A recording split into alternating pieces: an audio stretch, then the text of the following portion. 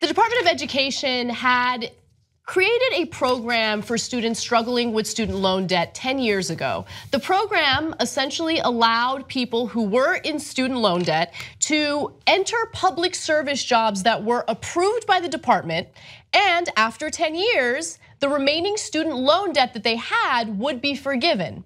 Now, fast forward 10 years later, and all of a sudden, all of these students who had entered the program are getting a letter from the Department of Education letting them know that maybe the public service jobs that they did but didn't really necessarily want to do don't qualify for this debt forgiveness program.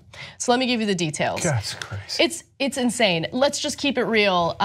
These students were lied to and completely scammed, but let me give you more information. The forgiveness program offers major benefits for borrowers, advocates say, to the point of persuading some people to take public service jobs instead of more lucrative work in the private sector. The program generally covers people with federal student loans who work for 10 years at a government or nonprofit organization, a diverse group that includes public school employees, museum workers, doctors at public hospitals, and firefighters. The federal government approved the program in 2007 in a sweeping bipartisan bill. So both Democrats and Republicans realized, okay, we want to help these students out. And if they provide a public service that we approve, then after 10 years working in that field, we will forgive their student loan debt, their remaining student loan debt. And now they go, oh, do you believe this? Here's the update. The Education Department suggested that borrowers could not rely on the program's administrator to say accurately whether they qualify for debt forgiveness. The thousands of approval letters that have been sent by the administrator, FedLoan Servicing, are not binding and can be rescinded at any time, the agency said. See, this is why people hate politicians and sometimes the government. And so we got to distinguish between what is the good parts of government and the bad parts of government. So government sometimes gives you Social Security and helps save your life with Medicare, and there's wonderful parts of the government. And then there are atrocious parts where they think, well, we're above you. And so you have to play by the rules. And if you step outside the rules for 1 second, I mean, you were at a parking meter that ran 1 minute long, we're gonna jack your car, right? I mean, and by the way, that is as we found out, sometimes systematically done in places like Ferguson. We found out that they targeted the poor, that if they violated any rules, they would give them tickets, et cetera, and try to take money from the poor communities more than they would, and black communities more than they would from white communities or rich communities. So if you just violate the rules for a second, they're looking for you and they're gonna come and lay the hammer down on you. But when it comes to them, they're like, oh, you listened to us and you worked in the public sector for 10 years? For 10 years, that's a decade. Yeah, oh, just kidding. Now, it's not for everybody. A lot of folks are still able to go through the program. But for some folks, they're saying, nope, we now change the rules on you completely. And that's why people get furious, and rightfully so, at politicians. And here's the reality of how this whole process works.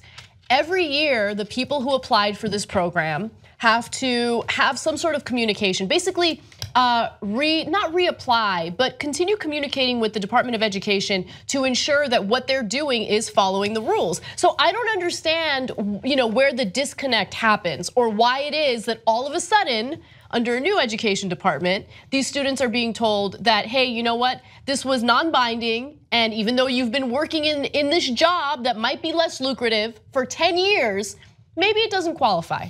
I mean, I would be enraged. Look, I've been working at TYT for 10 years, right? But I made the decision to make less money.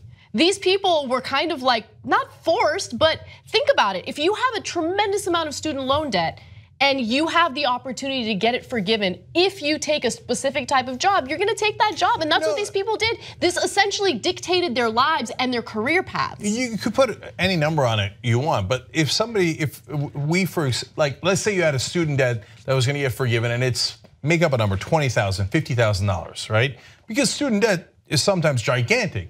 And then they go, oh no, I lied to you. Now you still have that $50,000, but that you were counting on that $50,000 basically extra for having worked at that job that didn't pay you as well. That was part of your expected compensation based on the rules that they gave you, right? Yes. And at the end they go, just kidding, you still owe the $50,000.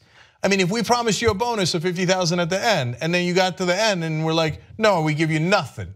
Ha ha, we lied to you the whole time. Yeah, I mean, I'd be really upset, but I'm a sucker. I'd probably still be here. I'm just keeping. I mean, don't use that as take notes. means to do anything shady in the future. But yeah, I mean, people would be very upset. And again, this program, I mean, of course they consented to it. The students did, but it did dictate their career paths, and that's big. That's a big deal.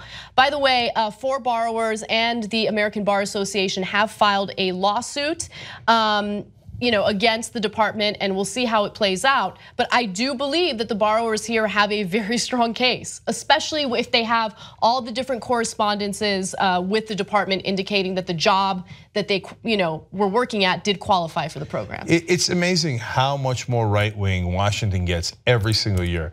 2007 was not good times. That was the Bush-Cheney years. And it was already deeply, ridiculously right-wing. But even so, then a bipartisan bill that included Republicans passed, saying, hey, you know what, if students come out of college and they're doing something wonderful and they're giving back to the community, we should reward them for it. And Republicans signed on to that. Now, 10 years later, they're like, no way, don't care. Here's some bootstraps, good luck to you. And by the way, keep paying our banker friends. Membership helps fund the Young Turks.